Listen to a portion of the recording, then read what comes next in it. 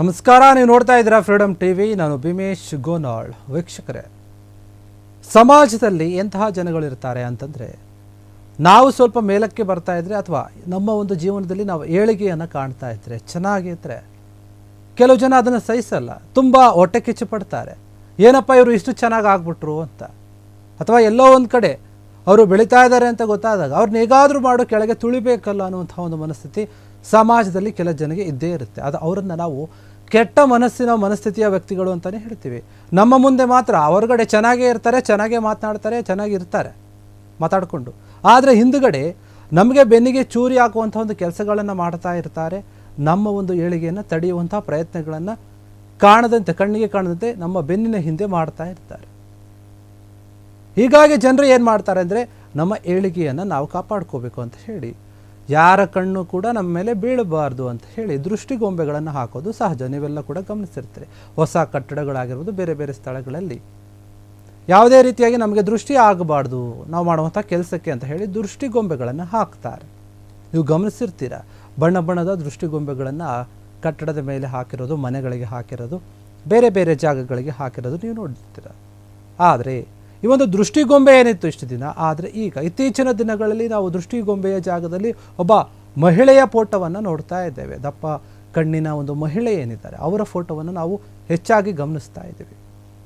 ನೋಡಿ, ಕಟ್ಟಡ ಆಗಿರ್ಬೋದು, ರಸ್ತೆಯ ತೋಟಗಳು ಆಗಿರಬಹುದು, ಕೆಲವೊಂದು ವಿಚಾರಗಳೇ ಈಗ ಮಾರ್ಕೆಟ್ಗೂ ಕೂಡ ಈ ಒಂದು ಲೇಡಿಯ ದಪ್ಪ ಕಣ್ಣಿನ ಒಂದು ಹೆಣ್ಣಿನ ಒಂದು ಫೋಟೋ ಬಂದಿದೆ. ಆಕೆಯನ್ನು ದೃಷ್ಟಿಗೊಂಬದ ಜಾಗದಲ್ಲಿ ಆಕೆಯ ಫೋಟೋವನ್ನು ಹಾಕಿ ನಮಗೆ ಯಾರ ದೃಷ್ಟಿನೂ ಕೂಡ ತಗಲಬಾರದು ಅನ್ನೋ ರೀತಿಯಲ್ಲಿ ಹಾಕಿದ್ದಾರೆ.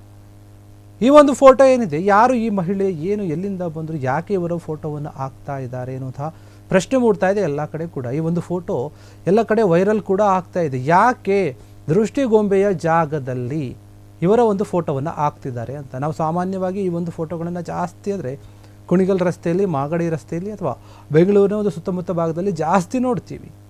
ಅವರ ಕಣ್ಣನ್ನು ನೋಡಿದ್ರೆ ಎಂಥವರು ಕೂಡ ಭಯ ಆಗುತ್ತೆ. ಅವರು ಕೊಟ್ಟಿರುವಂಥ ಒಂದು ರಿಯಾಕ್ಷನ್ ಏನಿದೆ ಫೋಟೋದಲ್ಲಿ, ಅದು ತುಂಬ ಎಲ್ರಿಗೂ ಕೂಡ ಭಯಪಡಿಸುವಂಥದ್ದು. ಒಬ್ಬರೇ ಒಂಟಿಯಾಗಿದ್ದಾಗ ರಾತ್ರಿ ಟೈಮಲ್ಲಿ ನೋಡಿದ್ರಂತೂ ಬೇಡ, ಭಯನೇ ಆಗ್ಬಿಡ್ತೇನೆ. ಚಿಕ್ಕ ಮಕ್ಕಳು ಬೆಳಗ್ಗೆ ಟೈಮ್ ನೋಡಿದ್ರೂ ಕೂಡ ಭಯ ಆಗುತ್ತೆ.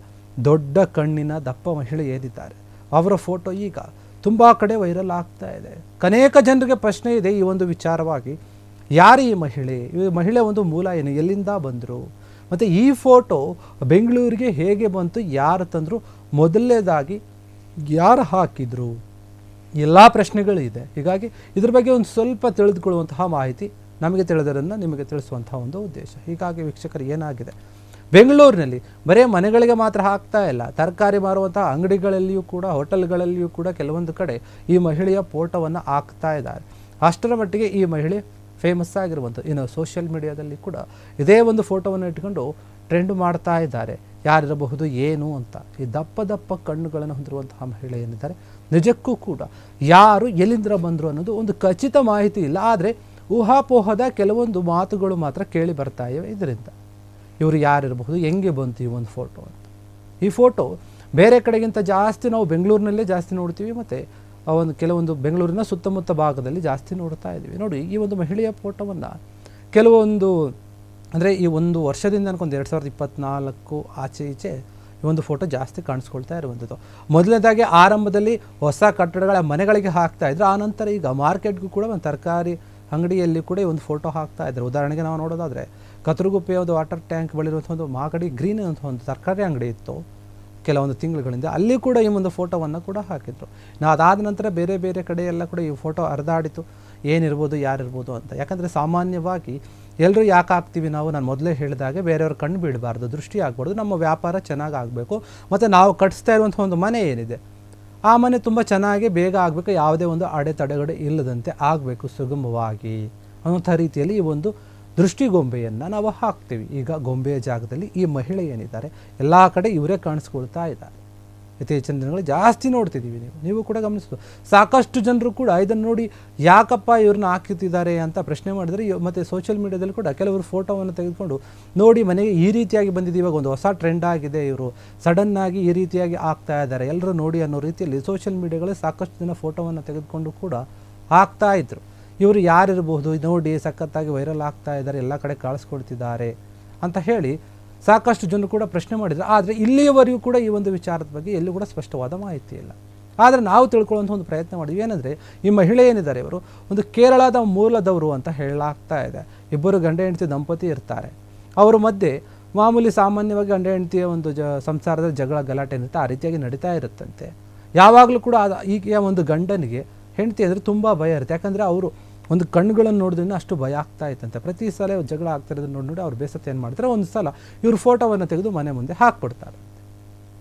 ಅವಾಗಿಂದ ಈ ಒಂದು ಫೋಟೋ ಟ್ರೆಂಡಿಂಗ್ನಲ್ಲಿ ಬರ್ತಾ ಇರುವಂಥದ್ದು. ಬೇರೆ ಕಡೆ ಆದಂತಹ ಈ ಒಂದು ಫೋಟೋ ವೈರಲ್. ಈಗ ಕರ್ನಾಟಕಕ್ಕೆ ಬೆಂಗಳೂರಿಗೂ ಕೂಡ ಬಂದು ಎಲ್ಲ ಕಡೆ ಈ ಒಂದು ಮಹಿಳೆ ಕಾಣಿಸ್ಕೊಳ್ತಾ ಇದ್ದಾರೆ. ಅವರಿಬ್ಬರ ಜಗಳದಲ್ಲಿ ಆದಂತಹ ಒಂದು ಗಲಾಟೆ ಈಗ ಅವರನ್ನು ಇಡೀ ಒಂದು ಈ ಒಂದು ಕರ್ನಾಟಕದಲ್ಲಿ ಮತ್ತು ಬೆಂಗಳೂರಿನಲ್ಲಿ ಕಾಣಿಸ್ಕೊಳ್ಳೋಂಗೆ ಮಾಡ್ತಾ ಇದೆ. ಮುಂದೊಂದು ದಿನ ಇವರು ಸೆಲೆಬ್ರಿಟಿ ಆದರೂ ಲೆಕ್ಕಲ್ಲಿ ಯಾರಾದರೂ ಇವ್ರನ್ನ ಹುಡುಕೊಂಡೋಗಿ ನಿಮ್ಮ ಫೋಟೋ ಈ ಥರ ಹಿಂಗೆ ಆಗಿದೆ ಅಂತ ಹೇಳಿ ಮಾತಾಡಿಸಿ ಕೂಡ ಆಶ್ಚರ್ಯ ಇಲ್ಲ. ಅಷ್ಟರ ಮಟ್ಟಿಗೆ ಈ ಒಂದು ಫೋಟೋ ಈಗ ಫೇಮಸ್ ಆಗಿರುವಂಥದ್ದು.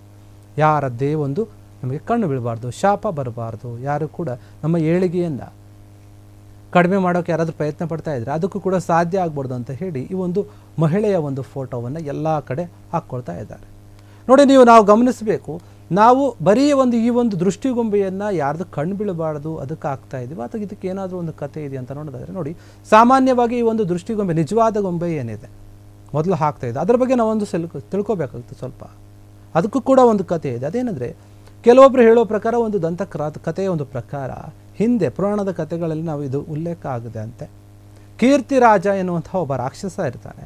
ಆತ ಏನು ಮಾಡ್ತಾನೆ, ಎಲ್ಲ ಹಳ್ಳಿಗಳಿಗೆ, ಇಂದಿನ ಕಾಲದ ಎಲ್ಲ ಹಳ್ಳಿಗಳಿಗೆ ನುಗ್ಗಿ ಯಾವುದ್ಯಾವ್ದು ಹಳ್ಳಿಗಳು ಸುಂದರವಾಗಿರ್ತಾವೋ ಚೆನ್ನಾಗಿ ಕಾಣ್ತಿರೋ ಆ ಹಳ್ಳಿಗಳಿಗೆಲ್ಲ ಹೋಗಿ ಅದನ್ನು ನಾಶ ಮಾಡ್ತಾ ಇರ್ತಾನಂತೆ. ಅಲ್ಲಿದ್ದಂಥ ಒಂದು ಜನರು ಏನು ಮಾಡ್ತಾರೆ, ಇದರಿಂದ ಬೇಸತ್ತು ಹೋಗಿಬಿಡ್ತಾರೆ. ಸುಂದರವಾಗಿ ಕಾಣುವಂತಹ ಯಾವುದೇ ಒಂದು ಮೂರ್ತಿ ಆಗಿರಲಿ, ಹಳ್ಳಿಗಳಾಗಿರಲಿ, ಮನೆ ಆಗಿರಲಿ, ಅವೆಲ್ಲವನ್ನು ಕೂಡ ಕಲ್ಲಿನಿಂದ ಹೊಡೆದು ಹಾಳು ಮಾಡಿ ಅದನ್ನು ಧ್ವಂಸ ಮಾಡಿಬಿಡೋದೇ ಈತನ ಕೆಲಸ ಆಗಿತ್ತಂತೆ. ಈ ಒಂದು ರಾಕ್ಷಸನ ಕೆಲಸ ಆಗಿತ್ತು ಅಂತ ಹೇಳ್ತಾರೆ. ಇಂತಹ ಒಂದು ಮನಸ್ಥಿತಿ ಆತನಿಗಿತ್ತು. ಯಾವುದೇ ಒಂದು ಚೆನ್ನಾಗಿರೋದನ್ನು ಕಂಡರೂ ಕೂಡ ಆತ ಸಹಿಸ್ತಾ ಇರಲಿಲ್ಲ, ಎಲ್ಲವನ್ನು ಕೂಡ ಹಾಳು ಮಾಡಿಬಿಡ್ತಿದ್ದ ಎನ್ನುವಂಥ ಮಾತು, ಒಂದು ಕತೆ ಇದೆ.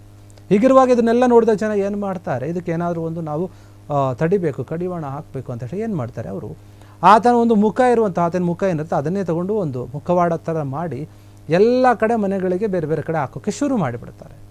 ಆಗ ಏನು ಈ ಒಂದು ರಾಕ್ಷಸ ಧ್ವಂಸ ಮಾಡೋಕ್ಕೆ ಬಂದಿರ್ತಾನೆ, ಆತ ಧ್ವಂಸ ಮಾಡೋಕ್ಕೆ ಬಂದಂತಹ ಜಾಗದಲ್ಲಿ ಈತನ ಮುಖನೇ ಇರುವಂಥದ್ದು ಅಥವಾ ಮುಖವಾಡ ಇರುವಂಥದ್ದನ್ನು ನೋಡಿ ಆತ ನನ್ನ ಮುಖನ ನಾನೇ ಹೆಂಗೆ ನಾನು ನಾಶಪಡಿಸ್ಕೊಳ್ಳಿ, ಕೀರ್ತಿರಾಜ ಏನಿರ್ತಾನೆ ಆತನಿಗೆ ಮನಸ್ಸಾಗೋದಿಲ್ಲ ರಾಕ್ಷಸನಿಗೆ. ಬೇಡ, ಇನ್ಮೇಲಿಂದ ನಾನು ಯಾವುದೇ ರೀತಿಯಾಗಿ ಧ್ವಂಸ ಮಾಡಲ್ಲ ಅಂತ ಹೇಳಿ ಅಲ್ಲಿಂದ ಸುಮ್ಮನಾಗ್ಬಿಡ್ತಾನೆ. ಅಲ್ಲಿಂದ ಹಿಡಿದು ಈ ಒಂದು ಕಥೆಯಿಂದ ಹಿಡಿದು ಮನೆ ಮಠಗಳಲ್ಲಿ ಎಲ್ಲವ ಕಡೆಯೂ ಕೂಡ ಈ ಒಂದು ದೃಷ್ಟಿಗೊಂಬೆ ಕಾಣಿಸ್ಕೊಳ್ತಾ ಇದೆ.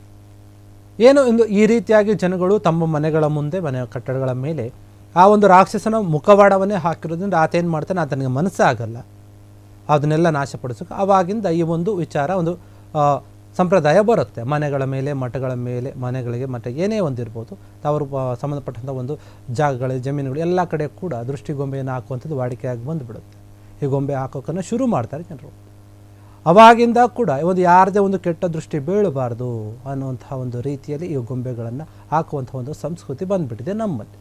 ಈ ಕೀರ್ತಿರಾಜ ಅನ್ನುವಂಥ ಏನಿದೆ ಆ ಒಂದು ಮುಖವಾಡ ಎಲ್ಲ ಕಡೆ ಕೂಡ ಹಾಕ್ತಾ ಇದ್ದಾರೆ. ನಾವು ಗಮನಿಸ್ತೀವಲ್ಲ, ಮನೆಗಳ ಮೇಲೆ ಒಂದು ಗೊಂಬೆ ಹಾಕಿರ್ತಾರೆ, ಕೆಂಪು ಕಲರ್ ಅಥವಾ ಬೇರೆ ಬೇರೆ ಕಲರ್, ಒಂದು ದೊಡ್ಡ ಮೀಸೆ, ಹಲ್ಲು, ಈ ಥರ ಒಂದು ರಾಕ್ಷಸನ ಟೈಪಲ್ಲಿ ಏನಿರುತ್ತಲ್ಲ ಆ ಗೊಂಬೆ, ಅದು ಕೀರ್ತಿರಾಜ ಅನ್ನುವಂಥ ಒಂದು ರಾಕ್ಷಸನ ಒಂದು ಗೊಂಬೆ ಅಂತ ಹೇಳಲಾಗ್ತಾ ಇದೆ. ಹೀಗಾಗಿ ಜನ ಮರಳೋ ಜಾತ್ರೆ ಮಾಡೋ ಅನ್ನೋ ರೀತಿಯಲ್ಲಿ ಒಬ್ಬರು ಹಾಕಿದ ತಕ್ಷಣ ಎಲ್ಲರೂ ಕೂಡ ಹಾಕ್ತಾನೆ ಇದ್ದಾರೆ. ಈ ಒಂದು ಫೋಟೋ ಏನಿದೆ ಈಗ ಎಲ್ಲ ಕಡೆ ವೈರಲ್ ಆಗ್ತಾ ಇದೆ. ಒಬ್ಬರು ಹಾಕಿದ್ರು ಅಂತೇಳಿ ಇನ್ನೊಬ್ರು. ಇನ್ನೊಂದು ಕೆಲವೊಂದು ಕಾರಣ ಕೂಡ ಇದೆ. ಯಾಕಂದರೆ ಕೆಲವೊಬ್ಬರು ಜ್ಯೋತಿಷಿಗಳು, ಗುರೂಜಿಗಳು ಹೇಳೋ ಪ್ರಕಾರ ಕೂಡ ಈ ಒಂದು ನಾವು ಫೋಟೋವನ್ನು ಹಾಕಿದ್ದೀವಿ ಅಂತ ಕೆಲವರು ಹೇಳ್ಕೊಳ್ತಾ ಇದ್ದಾರೆ. ಯಾರು ಈ ಒಂದು ಮಹಿಳೆಯ ಫೋಟೋವನ್ನು ಹಾಕ್ತಾ ಇದ್ದಾರೆ, ಈ ಫೋಟೋವನ್ನು ಕೂಡ ನಾವು ನಮ್ಮ ಜ್ಯೋತಿಷಿಗಳು ಕೆಲವರು ಹೇಳಿದ್ದಾರೆ ಅನ್ನೋ ರೀತಿಯಲ್ಲಿ ಹಾಕಿದ್ದೀವಿ ಅನ್ನೋ ರೀತಿ ಮಾತನಾಡ್ತಾ ಇದ್ದಾರೆ. ಹೀಗಾಗಿ ಅದೇನೇ ಇದ್ರೂ ಕೂಡ ವಿಚಾರ, ಈ ಒಂದು ಮಹಿಳೆಯ ಫೋಟೋ ಮಾತ್ರ ಈಗ ಎಲ್ಲ ಕಡೆ ವೈರಲ್ ಆಗ್ತಾ ಇದೆ. ದೃಷ್ಟಿಗೊಂಬೆಯ ಜಾಗದಲ್ಲಿ ಈ ಮಹಿಳೆ ಬಂದು ಕೂತಿದ್ದಾರೆ ಅಂತ ಹೇಳ್ಬೋದು. ಇದಿಷ್ಟು ಇದಕ್ಕೆ ಸಂಬಂಧಪಟ್ಟಂಥ ವಿಚಾರ. ನೋಡ್ತಾ ಇರಿ ಫ್ರೀಡಮ್ ಟಿವಿ, ಇದು ಜನಸಾಮಾನ್ಯರ ಶಕ್ತಿ.